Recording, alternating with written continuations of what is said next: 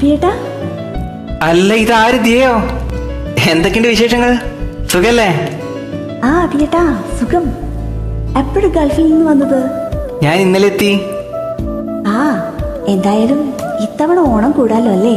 പിന്നല്ലാതെ, എത്ര വർഷമായി നാട്ടിലൊരു ഓണം കൂടിയിട്ട്. അല്ല, അഭിയേട്ടൻ എവിടേക്കാ? ഞാൻ ഇവിടെ അടുത്ത് ക്ലബിന്റെ ഒരു ഓണാഘോഷ പരിപാടി ഇല്ലേ, അവിടേക്ക് പോവാ. താനെങ്ങോട്ടാ? ആ, ഞാനും കൂടെ തന്നെയാ പോകുന്നത്. ആണോ? എങ്കിലും നമുക്ക് ഒരുമിച്ചോ. അല്ല, താനെന്നാ ബാംഗ്ലൂരിൽ നിന്ന് വന്നത്? ആ, ഞാൻ വന്നിട്ട് ഒരാഴ്ചയായി അഭിയേട്ടാ. അവിടെ എങ്ങനെ ഗൾഫിൽ ഓണാഘോഷമൊക്കെ? അവിടെ ഓണസദ്യ പാർസലൊക്കെ കിട്ടും. പിന്നെ രണ്ടെണ്ണം അടിച്ചാൽ കിടന്ന് ഉറങ്ങും. എഴുന്നേറ്റ് നടക്കാൻ പറ്റുന്ന കണ്ടീഷനൊക്കെ ആണെങ്കിൽ ഫ്രണ്ട്സുമാരുടെ കൂടെ ഈവനിങ് ഒന്ന് പുറത്തേക്ക് പോകും. അത്ര തന്നെ, അല്ലാതെ എന്ത്. തന്റെ ബാംഗ്ലൂരിൽ എങ്ങനെ ആഘോഷമൊക്കെ? ആ, അതും ഈ പറഞ്ഞ പോലെ തന്നെ ഫ്രണ്ട്സിന്റെ കൂടെയൊക്കെ ഒന്ന് ആഘോഷിക്കും. പിന്നെ ഇത്തവണ നാട്ടിലായതുകൊണ്ട് ശരിക്കും അങ്ങ് അടിച്ചു പൊളിക്കാമെന്ന് വിചാരിക്കുക ഓണാഘോഷ പ്രോഗ്രാംസ് ഒക്കെ.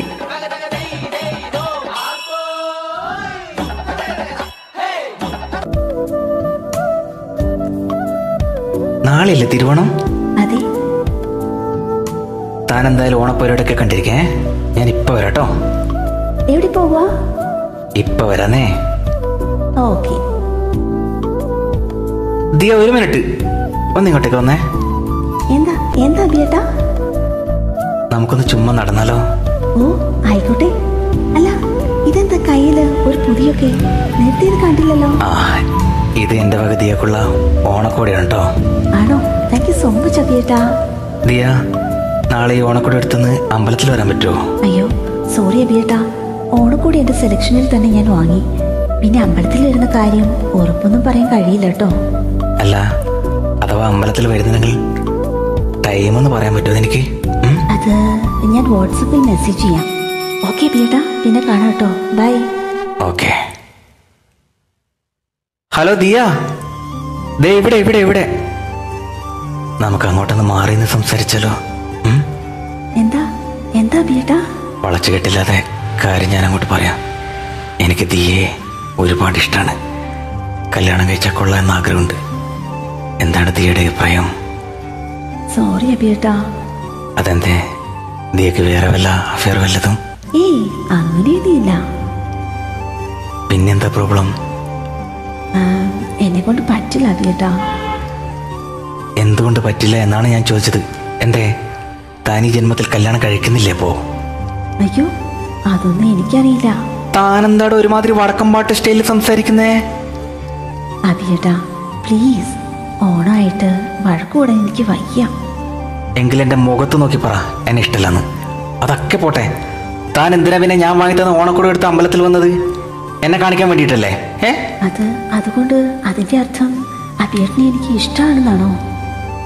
ഓ, അങ്ങനെയാണോ? സോറി ദിയ, ചെറുപ്പം തൊട്ടേ തന്നോടൊരു ഇഷ്ടമുണ്ടായിരുന്നു. എന്നും തൻ്റെ ഫോട്ടോ കണി കണ്ടുകൊണ്ടിരിക്കുക അതെൻ്റെ ശീലമായിരുന്നു.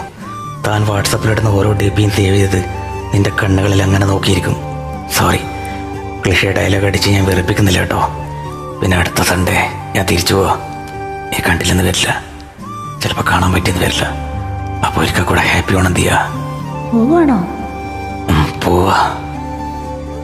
എങ്കിൽ പിന്നെ അതിവിടെ വെച്ചിട്ട് പോ. എന്തോന്ന് വെച്ചിട്ട് പോകാനാ പറയുന്നേ?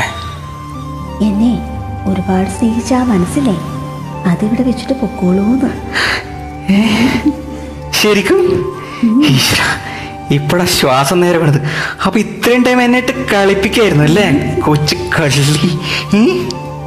ഓണല്ലേ, എന്തെങ്കിലും ഒരു തമാശയൊക്കെ വേണ്ടേ അഭിയേട്ടാ? ഇന്ന് ഈ തിരുവോണ ദിവസത്തിൽ എനിക്ക് കിട്ടിയ ഏറ്റവും വലിയ സമ്മാനമാണ് ഈ ഓണം എന്നും നമ്മുടെ ഓർമ്മകളിലുണ്ടാവും അല്ലേ ദിയ? അത് പിന്നെ പറയാനുണ്ടോ അഭിയേട്ടാ?